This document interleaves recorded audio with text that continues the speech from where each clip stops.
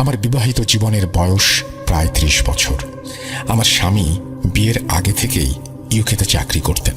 তিনি সেখানে একটি প্রাইভেট সেক্টরে ইঞ্জিনিয়ার হিসেবে কাজ করতেন।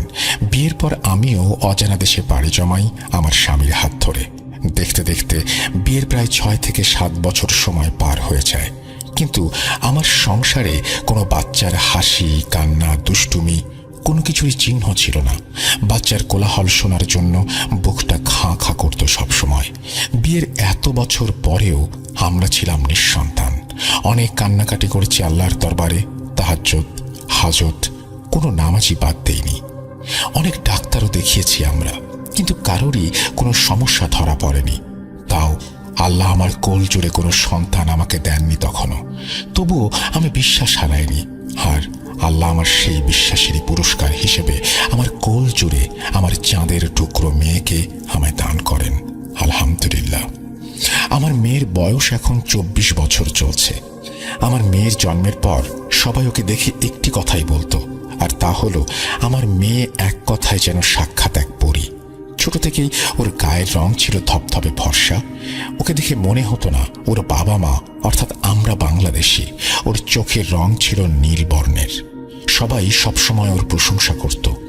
আমি এবং আমার হাজব্যান্ড বরাবরই বেশ ধর্মপ্রাণ মানুষ, তাই আমরা আমাদের মেয়েকে সেভাবেই ইসলামের শিক্ষায় বড় করে তুলেছি। তার আচার ব্যবহার ছিল অত্যন্ত নম্র আর সরল।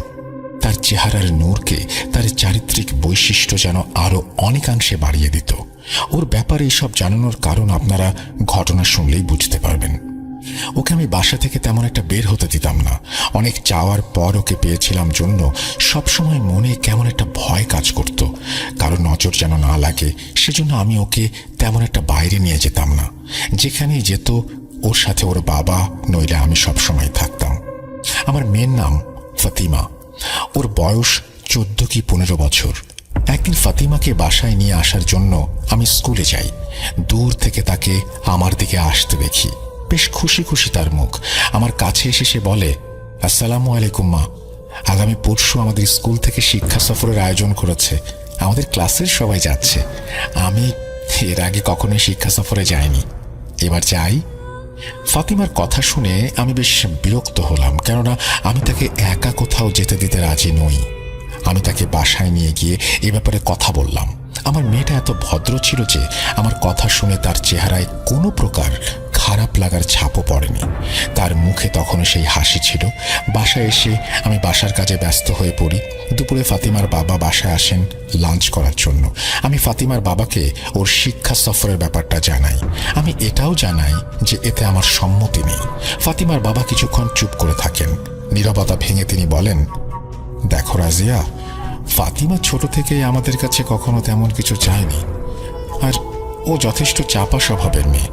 সহজে কারোর সাথে মিশতে পারে এমন একটা দেখিনি। তুমি ওর মা, হয়তো ওর ভালো ভেবে এই কথা বলেছ, কিন্তু আমি বলি কি, এবার ওকে যেতে দাও। যদিও এভাবেই মানুষের সাথে সোশ্যালাইজ না করতে শেখে, তাহলে ভবিষ্যতে ওরই সমস্যা হবে। আর শিক্ষা সফরের বন্ধুরা তো যাচ্ছেই, সাথে স্কুল টিচারও থাকবে। তুমি এত চিন্তা করছো কেন? মেয়েটাকে কিছু ব্যাপার উপভোগ করতে দাও। ফাতিমার বাবার কথা শোনার পর আমি ব্যাপারটা নিয়ে বেশ চিন্তায় পড়ে যাই। আমি অনেক ভাবি, কিন্তু তবুও কেন জানি না রাজি হতে পারছিলাম না। পরদিন স্কুল বন্ধ ছিল। সেদিন দুপুর প্রায় ১২টা নাগাদ ফাতিমার ২ বান্ধবী আসে আমার বাসায়। তারা যখন জানতে পারে আমি ফাতিমাকে যেতে দিচ্ছি না, তখন তারা আমার কাছে এসে আমাকে জিজ্ঞেস করে আমি কেন কখনোই ফাতিমাকে কোথাও যেতে দেই না। আর এটা একেবারেই ঠিক না। বন্ধুদের সাথে আনন্দ করার বয়সই তো এটা। তাদের কথা শুনে আমি আমার ভাবনাকে দ্বিতীয়বার সুযোগ দেই। সেদিন বিকেলে ওর স্কুল থেকে আমাকে ফোন করা হয়। ওর স্কুল টিচারও বারবার অনুরোধ করছিলেন যেন আমি ওকে শিক্ষা সফরে যেতে দেই, এতে ওর উপকারী হবে। আমিও ভেবে দেখলাম ওকে এবার যেতে দেয়াই উচিত। ধীরে ধীরে সে তো বড় হচ্ছে, এখন তাকে এভাবে আটকে রাখা ঠিক হবে না ভেবে আমি রাজি হই। আর সেদিন সন্ধ্যায় আমি ফাতিমার রুমে গিয়ে ওকে যাওয়ার অনুমতি দেই। ও আমাকে জিজ্ঞাসা করে আমি মন থেকে অনুমতি দিচ্ছি কিনা, অন্যথায় সে নাকি যাবে না। আমি তাকে আশ্বস্ত করি আর তার যাবার যাবতীয় ব্যবস্থা করতে শুরু করি। 4 দিনের শিক্ষা সফর ছিল সেটা। কোনো এক এলাকায় বন জঙ্গলের আশেপাশে, সেখানে বিভিন্ন প্রকার গাছ নিয়ে পড়ালেখা করার জন্য তাদের নিয়ে যাওয়া হচ্ছে। আমি হাসি মুখে তাকে বিদায় দেই। এই 4 দিন ফাতিমার সাথে আমার কোনো যোগাযোগ হয়নি, যদিও স্কুল টিচারের সাথে ফোনে কথা হয়েছে বেশ কয়েকবার। ও ঠিক আছে শুনে আমি আশ্বস্ত হয়ে ফোন রেখে দেই। দেখতে দেখতে 4 দিন অতিবাহিত হয়। নির্দিষ্ট সময়ে আমি ফাতিমাকে স্কুল থেকে আনার জন্য ওর স্কুলে পৌঁছে যাই। আমাকে দেখে ফাতিমা আমার কাছে আসে। ওকে বেশ অন্যরকম দেখাচ্ছে আজ। যে মেয়েকে আমি হিজাব পরা ছাড়া কখনো বাইরে যাওয়া শেখাইনি, তার মাথায় আজ হিজাবটাই নেই। আমি কিছুটা অবাক হই। গাড়িতে উঠে ওকে প্রশ্ন করি ও ঠিক আছে কিনা। আমার প্রশ্নের উত্তরেও বলে ঠিক আছে। তখন আমি তাকে পাল্টা প্রশ্ন করি, তুমি কি কিছু ভুলে যাচ্ছ? আমার প্রশ্ন শুনে সে আমার দিকে কিছুক্ষণ তাকায়। আমি তাকে বলি, আমরা ছোট থেকেই তাকে কারোর সাথে দেখা হলে সালাম দেয়া আর সবসময় হিজাব পরা শিখিয়েছি। আজ পর্যন্ত কখনোই এমন হয়নি যে সে আমাদের কাউকে দেখে সালাম দেয়নি আর হিজাব পরেনি। আমার কথা শুনে সে বেশ উত্তেজিত হয়ে বলে, এত সালাম দিতে হবে কেন?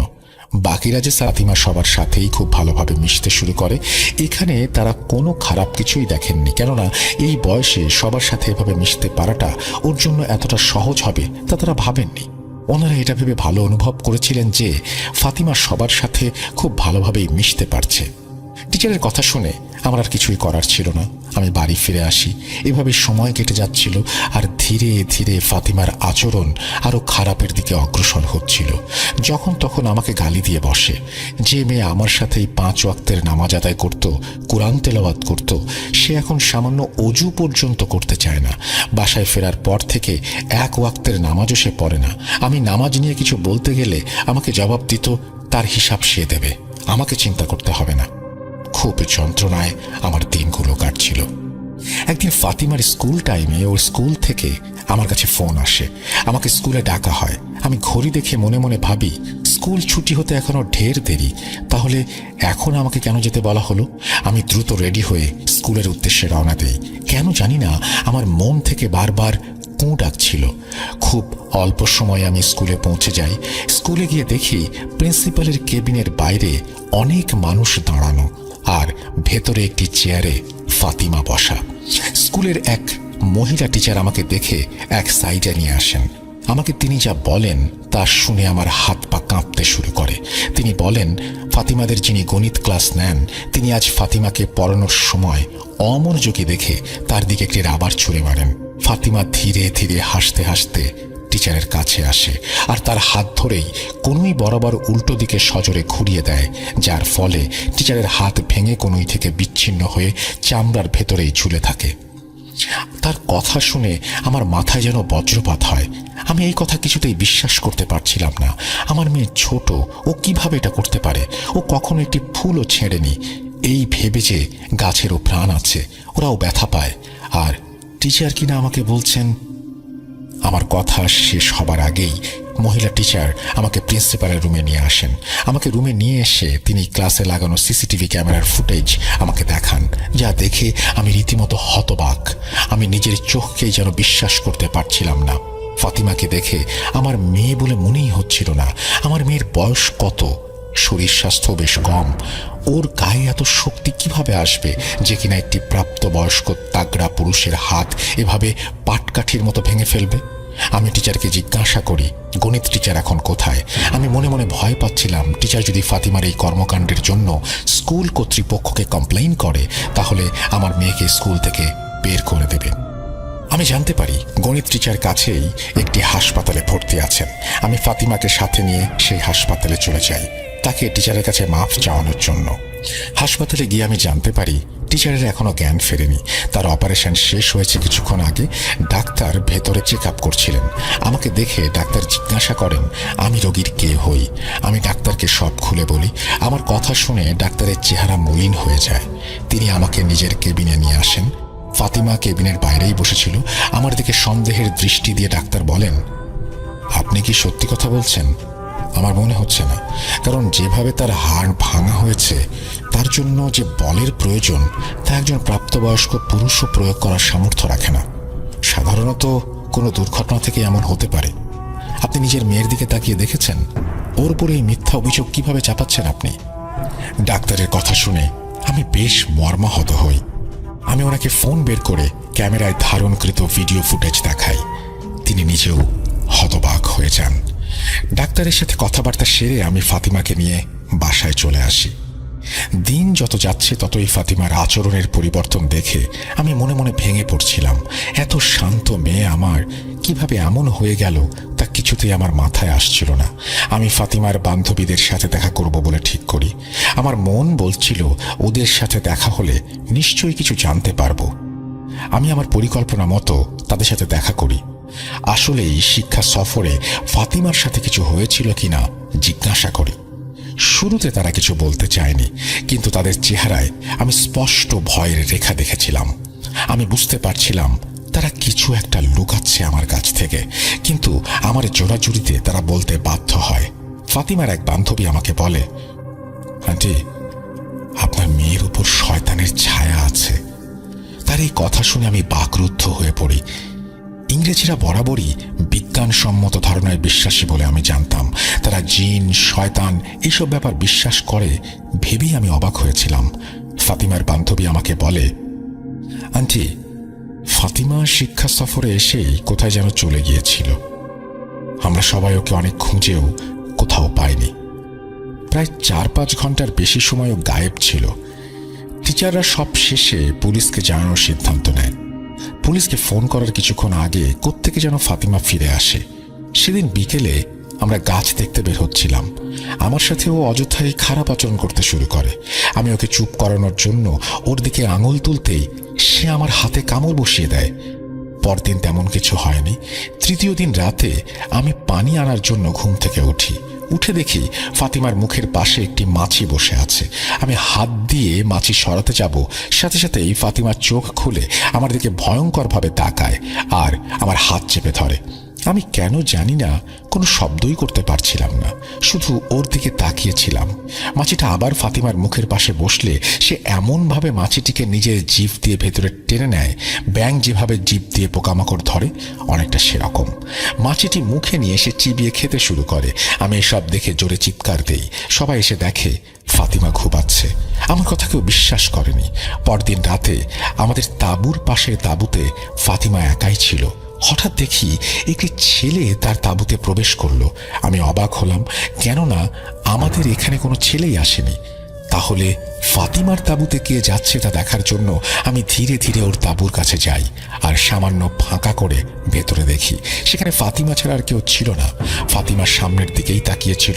হঠাৎ সে আমার দিকে ঘুরে তাকায়। আমি সেখানে আছি এটা কোনোভাবেই তার বোঝার কথা না। আমার দিকে তাকিয়ে আমাকে অকথ্য ভাষায় গালাগালি দিয়ে সেখান থেকে চলে যেতে বলে। আমি প্রচণ্ড ভয় পাই, তার আচরণ দেখে না, তার কণ্ঠ শুনে। তার কথাগুলো তার কণ্ঠ থেকে বের হচ্ছিল ঠিকই, কিন্তু তার আওয়াজ ছিল একেবারে কোনো পুরুষের আওয়াজের মতো। আমাকে সে যা বলছে সব ছিল পুরুষের কণ্ঠের আওয়াজ। আমি টিচারকে সব জানানোর কথা ভাবছিলাম, কিন্তু ফাতিমা সেদিন রাতেই আমাকে হুমকি দেয় আর কাউকে কোনো কিছু জানানো যাবে না, বারণ করে আমাকে, অন্যথায় খারাপ কিছু আমার সাথে ঘটবে। তাই আমি কাউকে জানাইনি আন্টি। ফাতিমার বান্ধবীর এই কথা শুনে আমার মাথায় যেন আকাশ ভেঙে পড়ে। আমি কি করব কিছুই বুঝতে পারছিলাম না। আমি ফাতিমার বাবাকে সব জানাই। আমরা ফাতিমাকে অনেক ডাক্তার দেখাই, কিন্তু ফাতিমা ডাক্তারদের সাথে এমন কিছু আচরণ করে যা দেখে ডাক্তাররা তার চিকিৎসা পর্যন্ত করতে ভয় পেতে শুরু করে। সে ডাক্তারদের 14 পুরুষের নাম বলা থেকে শুরু করে তাদের জীবনের খারাপ কাজের তালিকা দেয়। গালি দেয়া, বিকৃত ভাষায় কথা বলা, তাদের হুমকি দেয়া থেকে শুরু করে এমন কিছু নেই যে সে বাদ রেখেছিল। ডাক্তাররা আমাকে পরামর্শ দেন ফাতিমাকে কোনো মানসিক হাসপাতালে নিয়ে যাওয়ার জন্য, কিন্তু আমার মন বলছিল আমার মেয়ে পাগল নয়, নিশ্চয়ই কোনো শয়তানের ছায়া আছে ওর ওপরে। আমি ফাতিমার বাবাকে ওর বান্ধবীর কাছ থেকে যা যা শুনেছি সব জানাই। ফাতিমার বাবা ভালো কোনো হুজুরের সাথে পরামর্শ করার সিদ্ধান্ত নেন, কিন্তু ইউকেতে আমরা তেমন ভালো কোনো আলেম ওলামা খুঁজে পাচ্ছিলাম না। এখানে আমাদের পরিবারের আরও কেউ ছিল না যার সাথে আমরা এসব ব্যাপার শেয়ার করতে পারি। ফাতিমার বাবা প্রতিদিন সকালে হাঁটতে বের হতেন। সেই সুবাদে তার সাথে এক ব্যক্তির বন্ধুত্ব হয়। সেই ব্যক্তির নাম ছিল হেনরি। হেনরি ছিল বাকিংহামের একটি চার্চের পাদ্রী। তার সাথে ফাতিমার বাবা সব শেয়ার করেন আর তাকে সাহায্য করার জন্য অনুরোধ করেন। যেহেতু আমরা কোনো হুজুর পাচ্ছিলাম না, তাই আমাদের কাছে আর দ্বিতীয় কোনো উপায়ও ছিল না। হেনরি ফাতিমার বাবাকে বলেন তিনি সাহায্য করতে চান, তবে তাকে আগে নিশ্চিত হতে হবে এখানে আসলেই এমন কোনো সমস্যা আছে কিনা যার জন্য এখানে চার্চের হস্তক্ষেপ প্রয়োজন। তিনি সন্ধ্যায় আমাদের বাসায় আসার জন্য অনুমতি চান। ফাতিমার বাবা হেনরির কথায় রাজি হন, কিন্তু এই ব্যাপারে কোনো কিছুই আমার জানা ছিল না। ফাতিমার বাবা আমাকে কিছুই জানাননি। সেদিন দুপুরে আমরা টেবিলে বসে খাওয়া দাওয়া করছিলাম। হঠাৎ ফাতিমা তার বাবাকে উদ্দেশ্য করে বলে, ওই বুড়ো লোকটাকে কেন ডেকেছ? কি করবে এসে ও? ওর কথা শুনে আমি চমকে যাই। ফাতিমার বাবার হাতে থাকা চামচ মাটিতে পড়ে যায়। ফাতিমার বাবা ওকে বলেন, তিনি তো কাউকে বাসায় ডাকেননি, আর ফাতিমা কার কথা বলছে সেটাও তিনি বুঝতে পারছেন না। বাবার কথা শুনে ফাতিমা বলে, এত নাটক করার কি আছে? কাকে ডেকেছ তুমি ভালো করেই জানো, ওই যে বুড়ো পাদ্রী, কি যেন নাম, হেনরি। হেনরি, ওকেই তো ডেকেছ। আচ্ছা ঠিক আছে, আসুক, ওকেও দেখে নেব। আর হ্যাঁ শোনো, সুযোগ পেলে ওকে বলে দিও যেন আরো 4-5 জন লোক সাথে নিয়ে আসে। ও তো নিজে এখান থেকে যেতে পারবে না। তাই আর কি। ফাতিমা তার বাবার সাথে অনেক বেশি বেয়াদবি করে কথা বলছিল। আমাদের দুজনের এসব দেখার শোনা ছাড়া আর কোনো কিছুই করার ছিল না। ওর চেহারায় আমরা শয়তানের উপস্থিতি ভালোভাবেই টের পাচ্ছিলাম। সত্যি কথা বলতে ফাতিমার আচরণ দিন দিন এত বেশি ভয়াবহ হয়ে উঠেছিল যে রীতিমতো ওকে আমরা ভয় পেতাম। আর সেদিনের খাবারের টেবিলে বলা ওর কথা শোনার পর আমরা আরো ভয় বেশি পাই। আমাদের ভয়ের পরিমাণ বেড়ে যায় সেদিনের পর থেকে, কেননা সেদিনই প্রথম আমি ওকে কোনো পুরুষ কণ্ঠে কথাগুলো বলতে শুনি। নিজের কানকেই যেন বিশ্বাস করতে পারছিলাম না। আমি ওর বাবার দিকে তাকিয়ে চোখের পানি ফেলছিলাম। আমাকে দেখে ফাতিমা কটকট শব্দে হাসি দিয়ে টেবিল থেকে উঠে হেলতে দুলতে নিজের রুমে চলে যায়। ফাতিমার বাবা আমাকে শান্ত করেন। তিনি বলেন, ফাতিমার ওপর শয়তানের ছায়া আছে তা পরিষ্কার, আর শয়তানের কাজ মানুষকে ভয় দেখানো, কারণ ভয় দেখিয়েই সে তাদের ভুল পথে নিয়ে যায় এবং ভুল পথে চালনা করা সহজ হয় তার জন্য। তিনি আমাকে শক্ত হতে বলেন। তিনি বলেন, সন্ধ্যায় পাদ্রী সাহেব আসবেন, তিনি ফাতিমাকে দেখবেন, ইনশাল্লাহ কোনো না কোনো রাস্তা ঠিকই দেখবেন। সেদিন বিকেলে আমি আমার মাকে ফোন করি। আমার মা বাংলাদেশেই থাকতেন। তাকে আমি সব সমস্যার কথা আগেই জানিয়েছিলাম। তিনি আমাকে বলেছিলেন সদকা করতে আর কোরআন খতম পড়তে। আমি সবই করেছি। সবশেষে আমি মাকে জানাই বাসায় আমরা এক পাদ্রীকে ডেকেছি, কেননা আমরা কোনো হুজুর খুঁজে পাইনি। আমার মা আমার কথাগুলো শুনে আমার উপর রাগ দেখাতে শুরু করলেন। তিনি বললেন, হুজুর পাসনি জন্য পাদ্রীর সাহায্য নিবি তাতে আমি বারণ করছি না, কিন্তু তুই তো মুসলিম, তুই নিজে একবার চেষ্টা করে দেখতে পারলি না? 4 কুল আর আয়াতুল কুরসি পড়ে মেয়ের গায়ে ফুঁ দিয়ে দেখেছিস? একবার চেষ্টা করে দেখ। তুই মুসলমান, তোর কাছে কোরআন আছে, সেগুলো কাজে না লাগিয়ে আগেই অন্য লোকের কাছে কেন যাচ্ছিস? মায়ের কথা শুনে আমি বেশ লজ্জাবোধ করছিলাম। ঠিকই তো বলেছেন মা, আসলেই তো আমি এসব চেষ্টা করার কথা একবারও ভাবিনি কেন। মনে মনে নিজেকে বেশ অপরাধী মনে হচ্ছিল।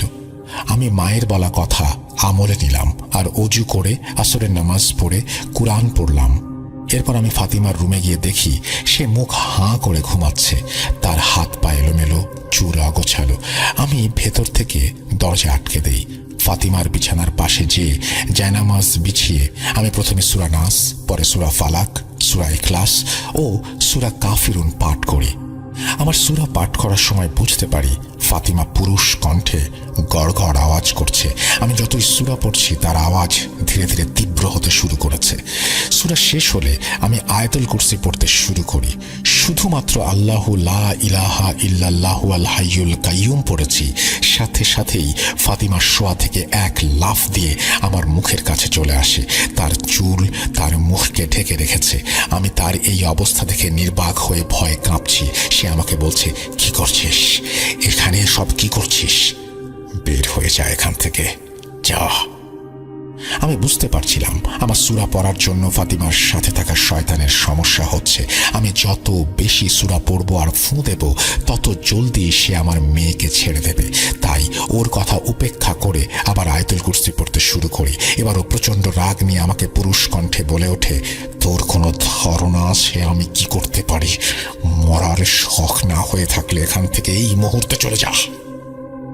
আমি ওর কথায় কর্ণপাত করিনি। হঠাৎ ওর টেবিলে থাকা কাঁচের গ্লাস আমার নাককে সামান্য স্পর্শ করে দেয়ালে লেগে ভেঙে যায়। আমি চমকে উঠি। আমাকে ভয় পেতে দেখে ফাতিমা পুরুষ কণ্ঠে হাসতে থাকে আর ধুম করে শব্দ করে দরজা আপনা আপনি খুলে যায়। আমার ফাতিমার রুম থেকে বের হয়ে আসা ছাড়া আর কোনো উপায় ছিল না তখন, কারণ আমি অনেক বেশি ভয় পেয়ে গিয়েছিলাম। আমি বুঝতে পেরেছিলাম এই শয়তান অনেক বেশি শক্তিশালী, এর মোকাবেলা করা আমার একার পক্ষে সম্ভব না। আমি সন্ধ্যায় ফাতিমার বাবা এলে তাকে সব বলি। আমার কথা শুনে তিনি আমাকে বকতে শুরু করেন। তিনি বলেন, আমার এভাবে একা কাজ করতে যাওয়াটা মোটেও উচিত হয়নি। এতে আমার বড় ধরনের ক্ষতি হতে পারে, মৃত্যু পর্যন্ত হতে পারে। ফাতিমার বাবার কথা শুনে আমি কান্নায় ভেঙে পড়ি আর ভাবতে শুরু করি আমার একমাত্র মেয়ের সাথে কেন এমন হচ্ছে, কোন কুক্ষণে আমি ওকে বাইরে যাবার অনুমতি দিয়েছিলাম। এসব ভেবে আমার কান্না যেন বেড়েই চলছিল। ফাতিমার বাবা আমাকে যথাসম্ভব সান্ত্বনা দেন। তিনি বলেন পাত্রী সাহেব গান্বিত হয়। তিনি বলেন তার সাথে নাটক না করতে, কারণ পিটার তারই বাবার নাম। পাদ্রীর কথা শুনে ফাতিমা অট্টহাসি হাসতে হাসতে বলে, তাহলে মনে কর আমি তোর বাবা। এই কথা শুনে পাদ্রী প্রচন্ড রেগে যান। রুমে আসার সময় তার হাতে কিছু একটা জিনিস এনেছিলেন। ছোট একটা বোতলে ছিল, সেটা হতে পারে হলি ওয়াটার। তিনি সেই বোতলের মুখ খুলে ফাতিমার দিকে ছুঁড়ে মারতে যাবেন, এমন সময় হুট করে বিদ্যুৎ চলে যায়। চারপাশ ঘুটঘুটে অন্ধকারে ডুবে যায়।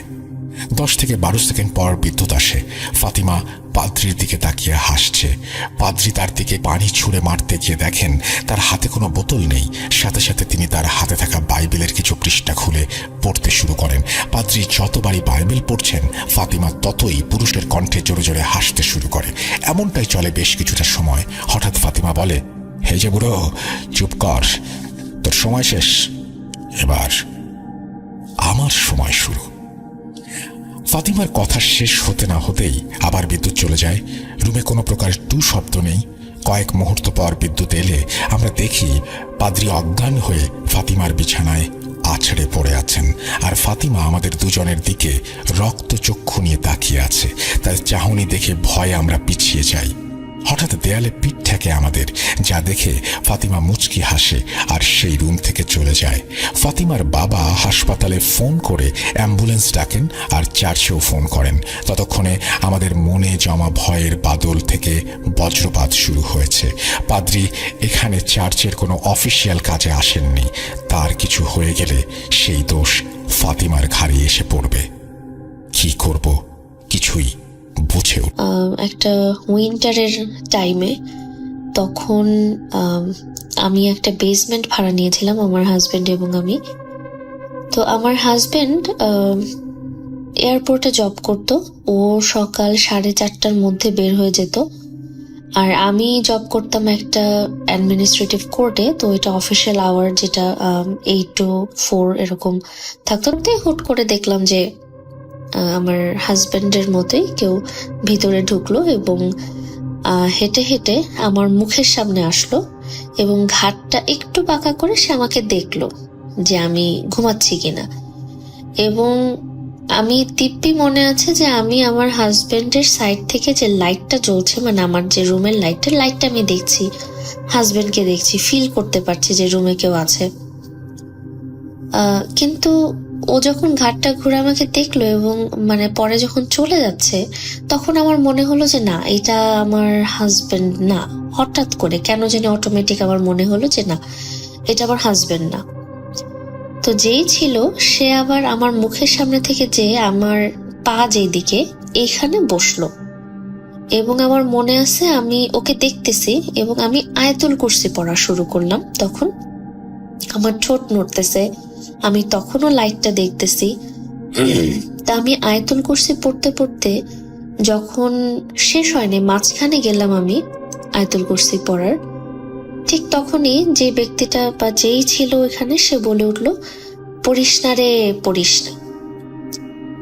মানে রাসেল ভাই, এই জিনিসটা শোনার জন্য তো আমি প্রস্তুত ছিলামই না, বিকজ আমি ভাবছিলাম যে আমি স্বপ্ন দেখছি, কিন্তু অ্যাকচুয়ালি আমার ঠোঁট নড়তেছে এবং আমি দিব্যি কথাটা শুনলাম যে সে বলল পড়িস না রে, পড়িস না। সাথে সাথে আমার ঘুম বা মানে যেভাবে ছিলাম আমি উঠে বসলাম। উঠে বসে আমি আমার পায়ের এই জায়গাটা ধরলাম যে আসলে কেউ ছিল কিনা দেখলাম।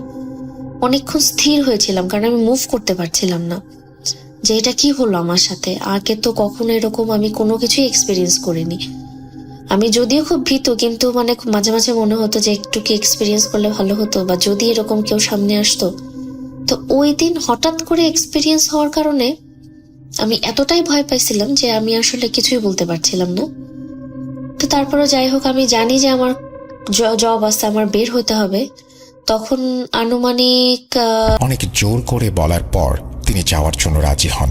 গ্রামটি ছিল অনেক অদ্ভুত, আর আমার জন্য একটি অজানা গ্রামও বটে। গ্রামে মানুষজন খুবই কম বসবাস করত, অনেক দূরে দূরে মানুষের বসবাস।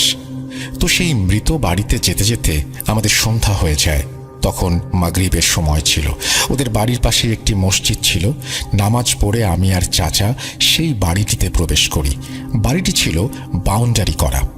গেট দিয়ে প্রবেশ করার সাথে সাথেই আমরা মৃত লাশটি দেখতে পাই। তখন আমরা অবাক হই অনেক, কারণ লাশটির সাথে কেউ ছিল না। পরে আমরা ঘরের ভেতরে প্রবেশ করে আরও অবাক হই, কারণ ঘরে সবাই একসাথে চুপ হয়ে বসে আছে, কেউ কারো সাথে কোনো কথা বলছে না। আর রান্নাঘরে কয়েকজন রান্না করছিল। তখন ঘরে প্রবেশ করতেই একজন আমাদের কাছে এসে আমাদের পরিচয় জানার উদ্দেশ্যে প্রশ্ন করেন এবং এখানে আসার কারণ সম্পর্কে জানতে চান। পরে বললাম যে আমরা অমুক গ্রাম থেকে এসেছি লাশটি দেখতে। তখন সেখান থেকে এক ব্যক্তি চাচাকে চিনে ফেলে এবং আমাদের দিকে এগিয়ে এসে ভারী গলায় বলে, আপনাদের এখানে আসা উচিত হয়নি। এখন এসেই যখন গিয়েছেন, বসুন, আর যাই ঘটুক না কেন ভয় পাবেন না, আর চিৎকার চেঁচামেচি করবেন না। তখন আমরা বসে মেয়েটির মৃত্যুর ব্যাপার জানতে পারলাম।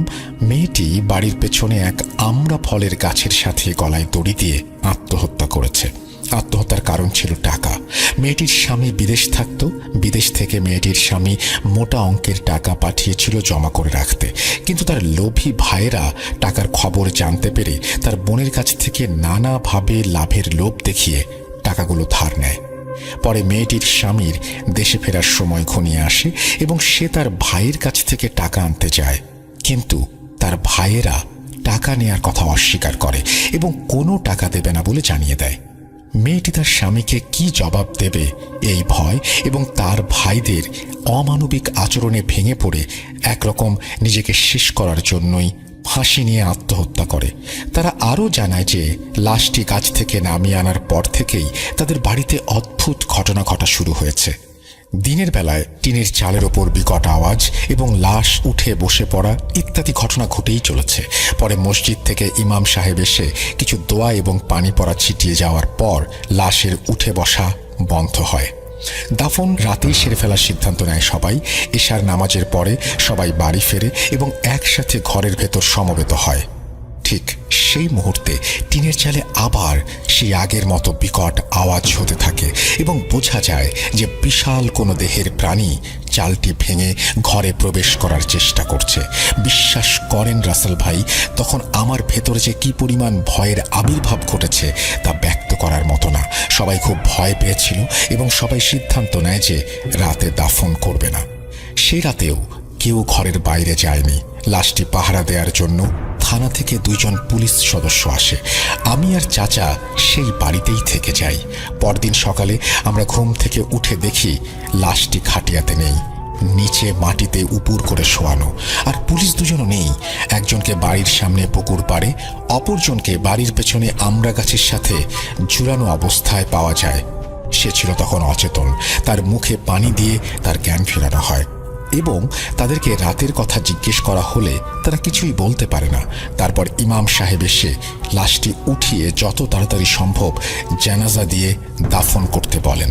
তখনই জানাজা শেষ করে দাফনের জন্য কবরস্থানে নিয়ে যাওয়া হয়। তবে ইমাম সাহেব লাশটিকে কবরস্থানে দাফন করতে বারণ করেন, কিন্তু পরিবারের লোকজনের আকুতি মিনতিতে ইমাম সাহেব বলেন, আচ্ছা ঠিক আছে, আপনাদের যখন ইচ্ছা। লাশটি দাফনের জন্য কেউই কবরে নামতে রাজি ছিল না, কারণ ফাঁসি দেওয়া লাশ, তাই কেউই সাহস করতে পারছিল না। তো আমি আবার একটু সাহসী, তাই আমি বললাম আমি নামব। আমি আর আমার চাচা আর মেয়ের পরিবারের একজন কবরে নামি এবং লাশটিকে নামাই। আমি ছিলাম লাশের পায়ের দিকে। যখন একটি গিট খোলা হলো, মুহূর্তের মধ্যে লাশটি এক ঝটকায় কেমন যেন উঠে পড়ে। চরমভাবে ভয় পেয়ে যাই আমরা। যেহেতু আমি পায়ের কাছে ছিলাম, লাশটি একদম আমার সামনে উঠে পড়ে। সেই মুহূর্তের জন্য আমি মোটেও প্রস্তুত ছিলাম না। আমার চোখের সামনে এক ফাঁসি দেয়া মরা লাশ, আমার মুখোমুখি সে। জঘন্য অনুভূতি এতটাই ভয়াবহ ছিল যে আমি সহ্য করতে পারিনি, জ্ঞান হারাই। তারপরে আমার জ্ঞান ফেরে দুপুরে। আমার জ্ঞান ফেরার পর এর মধ্যে ঘটে যাওয়া ঘটনা আমি চাচার মুখে শুনি। তার ভাষ্যমতে আমি বেহুঁশ হয়ে যাওয়ার পর কবর থেকে আমাকে বের করে নিয়ে আসা হয় এবং ইমাম সাহেব দোয়া পড়ে লাশটিকে ফু দিলে তা আবারও স্বাভাবিক অবস্থায় ফিরে আসে। কথায় আছে যে আত্মহত্যাকারী লাশ মাটিও গ্রহণ করে না। আবার তা ছিল এক কবরস্থান যেখানে এমন লাশ দাফন করানোটা একদমই উচিত না বলেই মনে করেছিলেন ইমাম সাহেব। তো লাশটিকে দাফন করে বাড়ি ফেরার সময় কবরস্থান থেকে অনবরত হাজার মানুষের কণ্ঠস্বর ভেসে আসে। তারপর ইমাম সাহেবের কথা মতো একটি কবর খুঁড়ে আবারও সেই লাশটির দাফন সম্পন্ন করা হয়। তারপর আমরা দুপুরে খাওয়া দাওয়া করে সেখান থেকে চলে আসি। যাওয়ার পথে আমরা বারবার ভুল পথে যাচ্ছিলাম।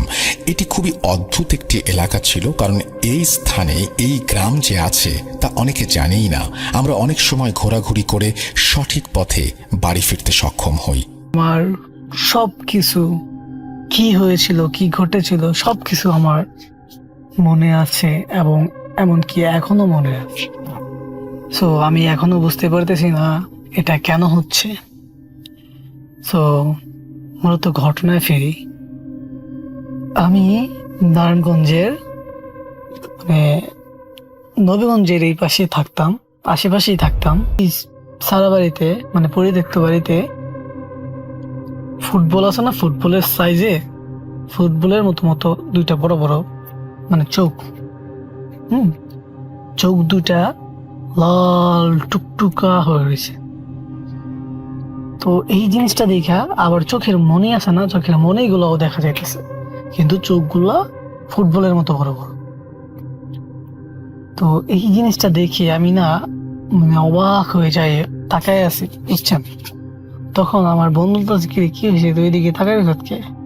আচ্ছা, আমি আমার বোনকে বললাম, বোন দেখ ওইখানে না চোখের মতো দেখা যাইতেছে, লাল চোখের মতো। পরে আমার বড় বোনও সেম একই দৃশ্য দেখলো, যে আসলে দুইটা চোখ দেখা যাইতেছে বিশাল বড় বড়। তারপর আমরা ওইখান থেকে, আমার বড় বোন আমার বলতেছে যে চল আমরা এখান থেকে চলে যাই, এখান থেকে ঠিক হবে না। তারপর আমরা ওইখান থেকে চলে যাই। চলে যাওয়ার পর কিছুদিন পর, মেবি 6-7 দিন পর, আমার না কেন জানি ওই সারা বাড়ির দিকে আগ্রহ, ওই ঘটনাটা ঘটার পর থেকে কেন জানি ওই দিকে আগ্রহ থাকে বেশি, বুঝছেন।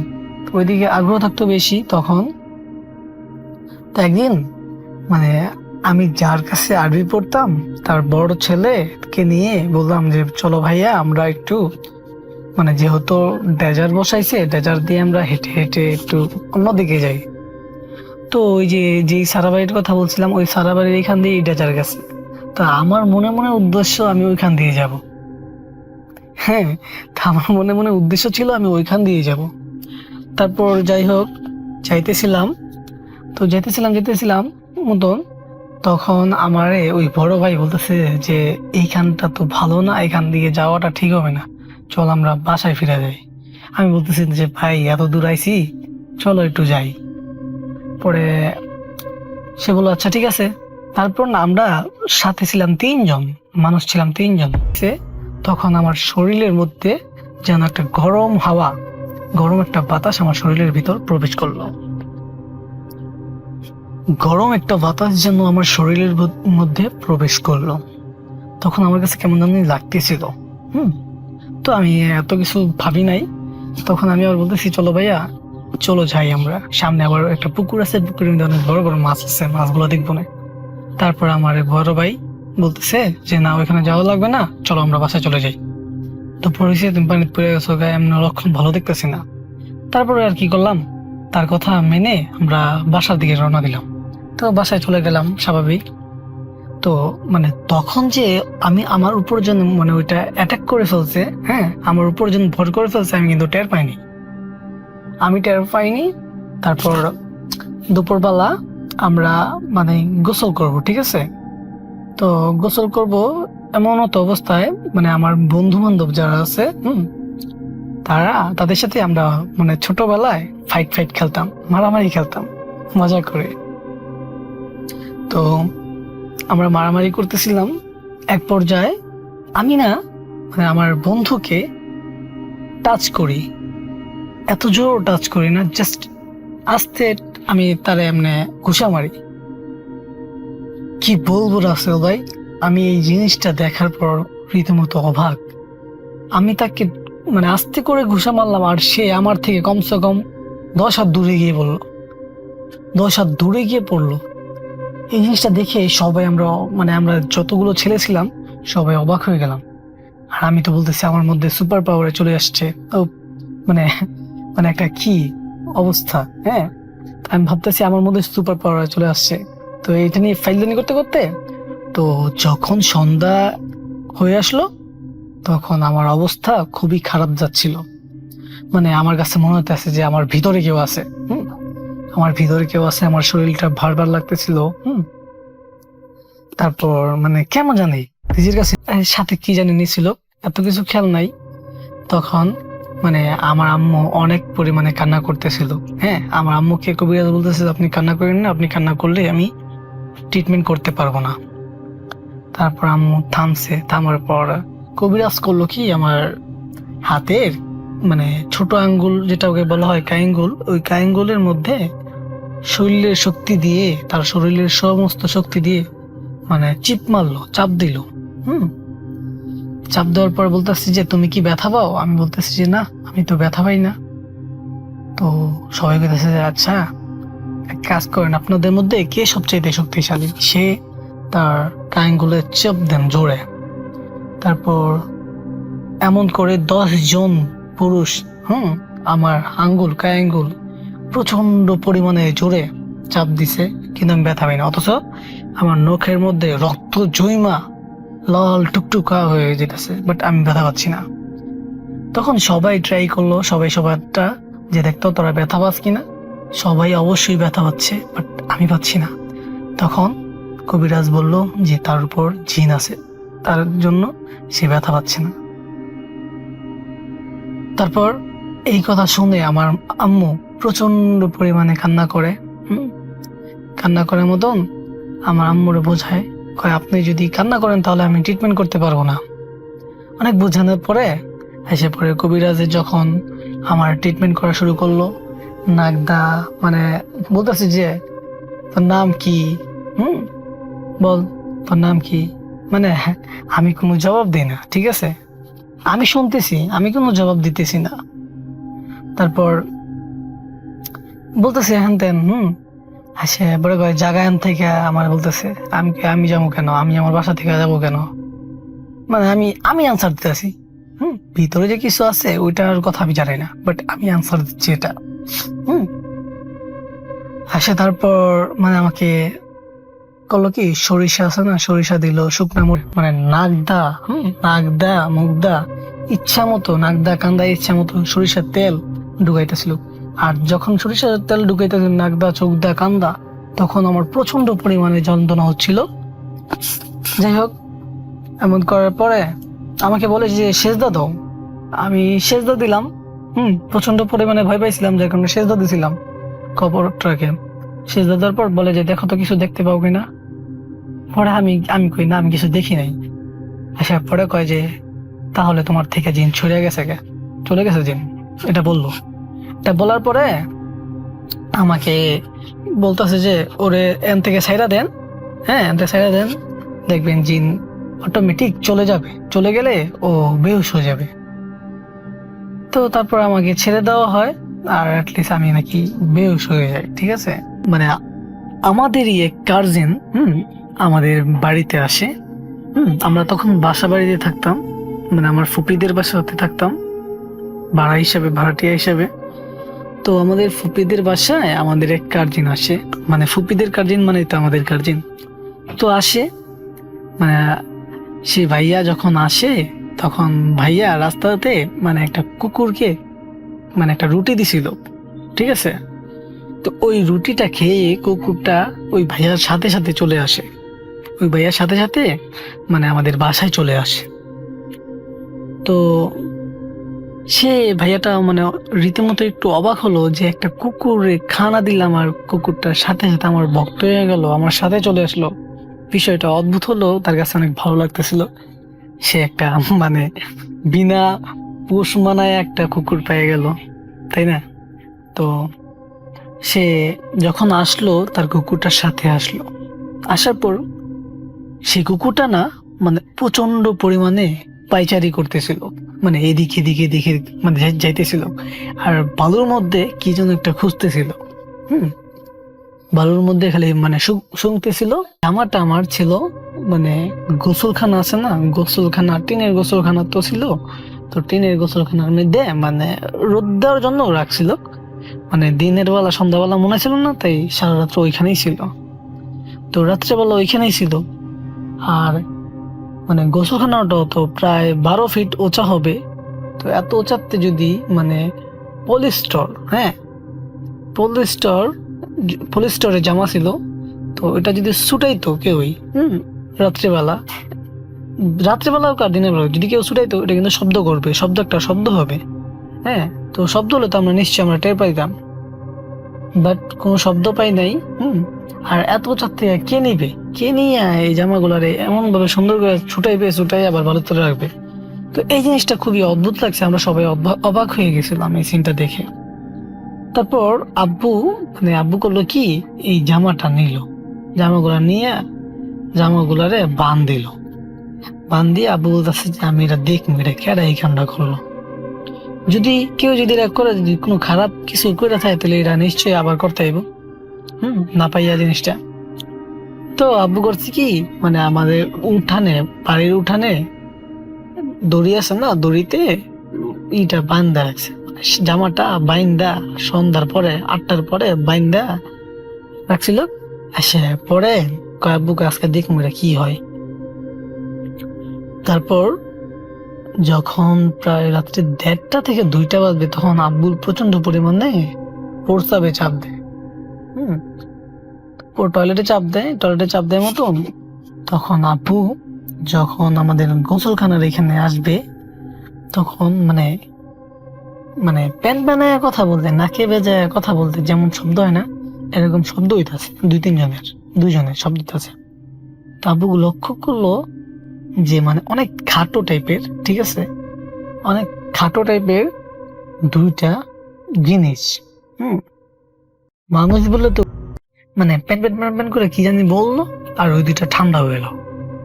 ঠান্ডা হওয়ার পর তারপর ওই 2টা আছে না, ওই বড়টায় মানে ওই একটার কান্দে ধরছে আর আরেকটার কান্দে, মানে দুই কান্দে ধরছে, বুঝছেন, বড়টায় 2টা। 3ওটা একসাথে হাঁটতে হাঁটতে যেতেছে, আর 3ওটার মাথা, বড় বড় মাথাগুলা জ্বলতেছে নিমতেছে। হাঁটতে হাঁটতে হাঁটতে হাঁটতে তারা মানে বিটা বাড়ির দিকে চলে গেল, গিয়ে গায়েব হয়ে গেছে। তো এই সিন দেখা আমার আব্বু সাথে সাথে রুমে চলে আসা ওই দিন আর কাউরে কিছু বলে নাই। সকালবেলা দেখে যে ওই